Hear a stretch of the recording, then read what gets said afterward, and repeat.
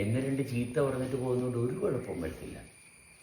ഞാനിത് സഹകരിച്ചതിന് ശേഷം അറിഞ്ഞു, ഓക്കെ ഇതാണ് ശരി, ഇങ്ങനെയാണ് പോകേണ്ടത് എന്ന് അറിഞ്ഞിട്ട് ശരിയായിട്ടുള്ള വഴിക്ക് പോകാണ്ടിരുന്ന് ചെന്ന് വയ്യാവിലി അറിഞ്ഞുകൊണ്ടാണ് വയ്യാവിലി പോകുന്നത്. ഒരിക്കലും ഈ ഭാഗത്ത് തെളിച്ചുള്ളവർ ഒരു കാരണവശാലും ഒരു തെറ്റ് ചെയ്യുമ്പോൾ അറിയാതിരിക്കത്തില്ല.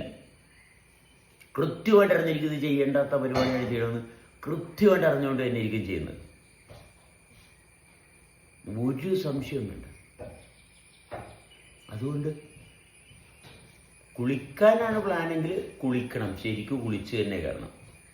എന്നുവെച്ചാൽ വെള്ളം നനച്ചിട്ട് പിന്നെ കുളിക്കണ്ട എന്നൊരു പരിപാടി അത് ശരിയല്ല.